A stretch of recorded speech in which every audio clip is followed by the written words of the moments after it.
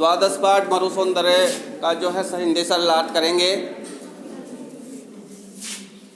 राजस्थान प्रदेश मरु प्रदेश है और उसमें जो है शुष्क प्रदेश है, इसमें वर्षा का अभाव रहता है। फिर भी हम राजस्थानी किस प्रकार से अपनी मरुस्थल को सुंदर और श्रेष्ठ मानते हैं और उस पर गर्व अनुभव करते हैं, इसी भाव को कवि ने जो है श्लोकों के माध्यम से भी जो है बताया है।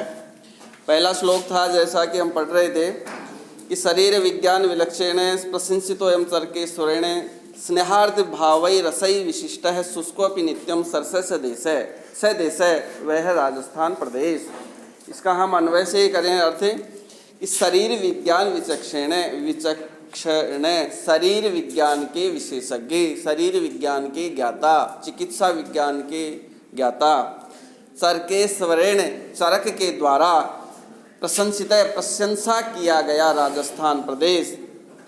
से अयम देश है यह राजस्थान प्रदेश, शुष्क अपि शुष्क होता हुआ भी स्नेहार्थ भावई रसई स्नेह और प्रेम के भावों के कारण रसई रस से परिपूर्ण है होता हुआ, विशिष्ट है की विशेषताओं वाला, नित्य सरस है नित्य सरस प्रदेश है, रस युक्त है, श्रेष्ठ प्रदेश है, हरा भरा है, प्रेम और स्नेह के भावों से हरा भरा है। प्राकृतिक रूप से बरसात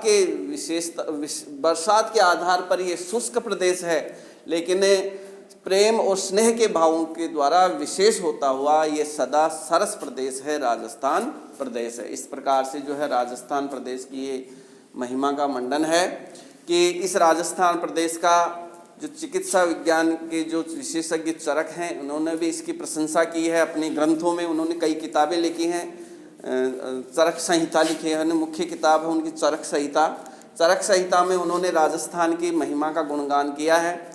और ये राजस्थान प्रदेश प्राकृतिक रूप से शुष्क प्रदेश है, लेकिन स्नेह और प्रेम और दया भाव के आधार पर ये सदा सरस प्रदेश है। इस प्रकार से ये पहले श्लोक का अर्थ था। दूसरा है, मरु सवर्णो न येन दृष्टय किम तेन दृष्टम क्वचित सुदृश्यम स्फुटम मरो भांति सुमेरु श्रृंगा शिलासु कृष्णासु ते ही मृग्यः। सोने का रंग पीला होता है और राजस्थान के जो टीले हैं, राजस्थान की जो मिट्टी है, उनका रंग भी पीला होता है। तो राजस्थान की जो टीले हैं, राजस्थान का जो रेगिस्तान है, वो सोने की भांति चमकता है। इसी को आधार बना करके ये श्लोक है कि स्वर्ण मरु, स्वर्ण मानी सोने का, मरु मानी सोने जैसा, सोने के से रंग का, मरु मानी मरु प्रदेश, राजस्थान प्रदेश। येन न ही दृष्ट, येन जिस व्यक्ति ने, न ही दृष्ट नहीं देखा है, तेन उस व्यक्ति ने, कुहचित कहीं भी, सुदृश्यम अच्छा दृश्य, न दृष्ट नहीं देखा है। यानी अपने जीवन में किसी व्यक्ति ने जो है मरु प्रदेश सोने का सा, मरु प्रदेश सोने का सा रेगिस्तानी प्रदेश नहीं देखा है, तो उसने अपने जीवन में कोई भी अच्छा दृश्य, कोई भी अच्छा प्रदेश, कोई भी अच्छा स्थान कभी नहीं देखा है। सुमेरु श्रृंगा मरो स्फुटम भांति, सुमेरु श्रृंगा, सुमेरु पर्वत की चोटी के समान। सुमेरु पर्वत, ऐसे मान्यता है कि सुमेरु पर्वत जो है सोने का पर्वत है। सुमेरु कहते हैं सोने को, श्रृंग माने चोटी, सोने के पर्वत के जो है मरो स्फुटम भांति, मरो मरुस्थल में, स्फुटम स्पष्ट रूप से, भांति मानी चमकते हुए दिखाई देते हैं। मरुस्थल के जो टीले हैं वो सोने के से पीले रंग के होते हैं। तो वो सोने के से पीले रंग का जो सुमेरु पर्वत है, वो पर्वत राजस्थान में स्पष्ट रूप से चमकता हुआ दिखाई देता है। सुमेरु श्रृंग, सुमेरु पर्वत की चोटी की तरह जो राजस्थान प्रदेश का जो मरु प्रदेश है, वो स्पष्ट जो है उसके सोने के से रूप वाला दिखाई देता है। कृष्णासु शिलासु ते नहीं मृग्या, उस सुमेरु पर्वत को कृष्णासु शिलासु, काले पत्थरों के पहाड़ों पर नहीं मृग्या, हमको नहीं ढूंढना चाहिए। सुमेरु पर्वत ऐसी मान्यता है कि सुमेरु पर्वत सोने का पर्वत है जो पता नहीं इस दुनिया में कहाँ है, उसको लोग ढूंढते हैं सुमेरु पर्वत को। और वह जो सुमेरु पर्वत है पत्थरों से बना हुआ है, लेकिन उसकी चोटी जो है सोने के से रंग की है।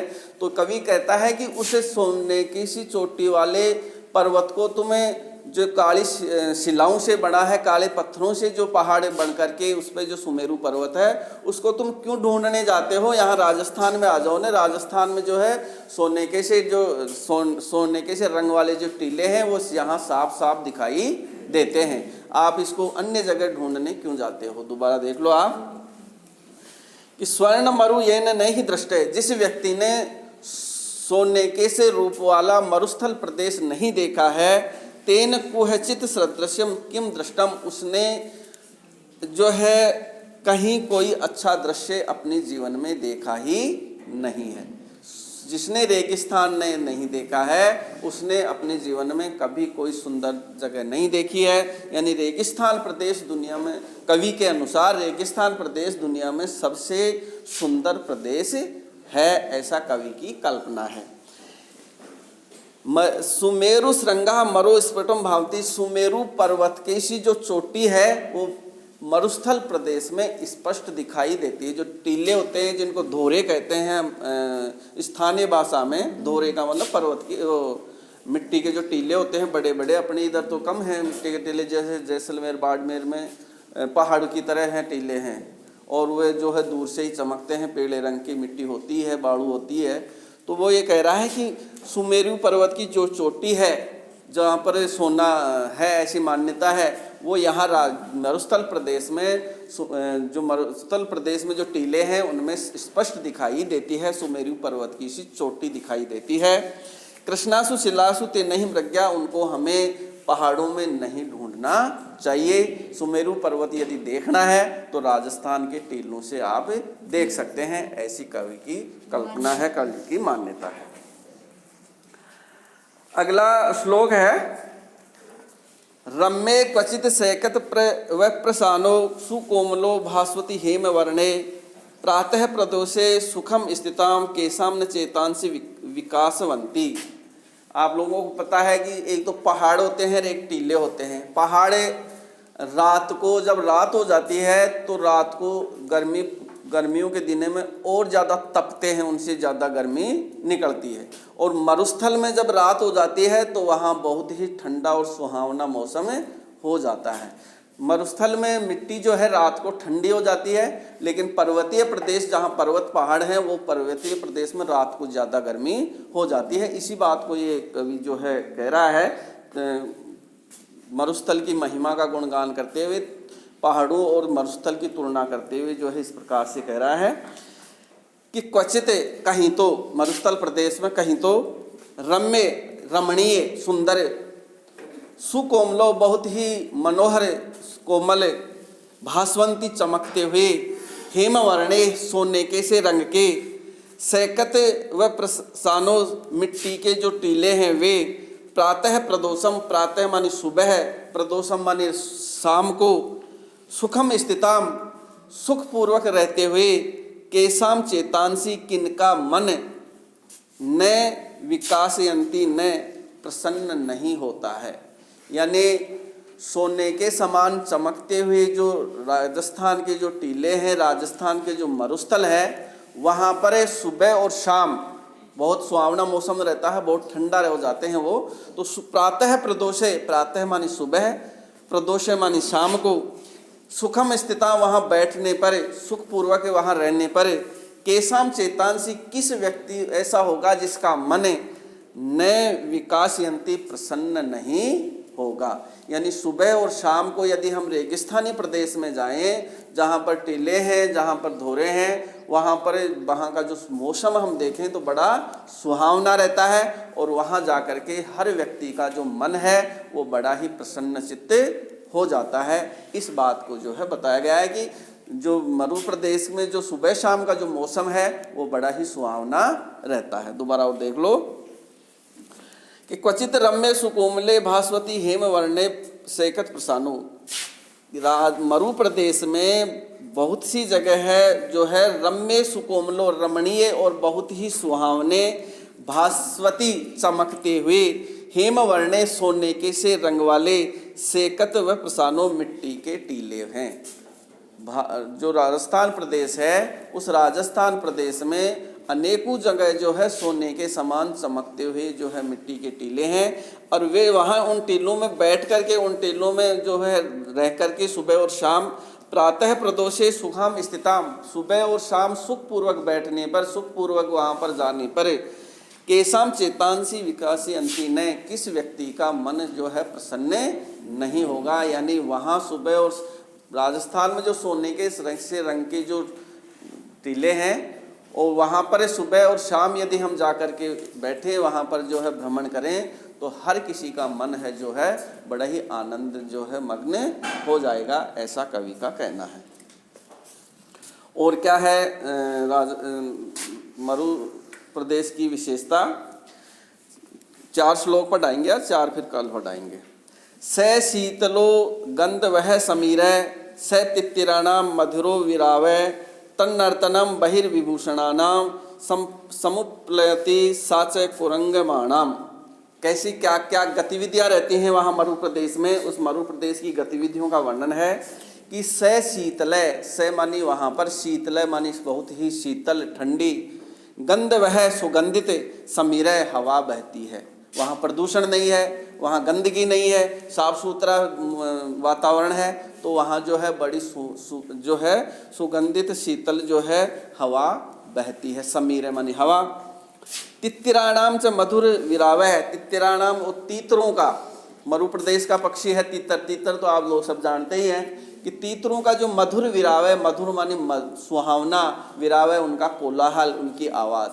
वहाँ मरु प्रदेश में तीतरों की सुंदर मधुर आवाज़ सुनने को मिलती है। बहिर्विभूषणानाम तत्नर्तनम, बहिर्विभूषणानाम मोरों का, बहिर यानी बाहर जो सुंदर है, बाहर से सुंदर दिखने वाला यानी मोर के लिए आता है ये शब्द।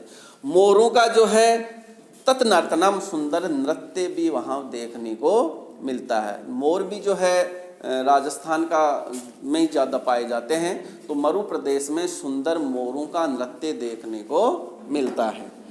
साथ से कुरंगानाम समुत्प्लति, और वहाँ पर जो मरु प्रदेश में कुरंगानाम हरिणों का समुत्प्लति दौड़ उछल कूद भी देखने को मिलती है। यहाँ जो है राजस्थान के इस श्लोक में राजस्थान में जो पक्षी हैं उनकी, जानवर हैं उनकी और हवा का वर्णन किया गया है कि यहाँ राजस्थान प्रदेश में सुंदर जो है ठंडी और सुंदर हवा बहती है। यहाँ राजस्थान प्रदेश में जो है तीतरों का मधुर आवाज़ सुनने को मिलती है। तीतरों की आवाज़ सुनते ही वह यहाँ भी खूब है अपने तीतर तो। यहाँ जो है मोरों का सुंदर नृत्य देखने को मिलता है और जो है हरिणों की सुंदर जो है उछल कूद जो है दौड़ धूप दिखाई देती है। ऐसा हमारा सुंदर राजस्थान प्रदेश मरु प्रदेश है। दोबारा आप देख लो इस श्लोक को कि वह राजस्थान जो प्रदेश है में जो है सुंदर और शीतल और सुगंधित हवा बहती है। यहाँ राजस्थान प्रदेश में तीतरों का जो है सुंदर कोलाहल सुनने को मिलता है। यहाँ राजस्थान में जो है सुंदर मोरों का नृत्य देखने को मिलता है और यहाँ जो है सुंदर हरिणों की जो है दौड़ धूप भी हमें देखने को मिलती है। ऐसा जो है हमारा मरु प्रदेश है और उस मरु प्रदेश में हम सब निवास करते हैं। ये हमारे सौभाग्य की बात है और इस तरह से ये हमारे आगे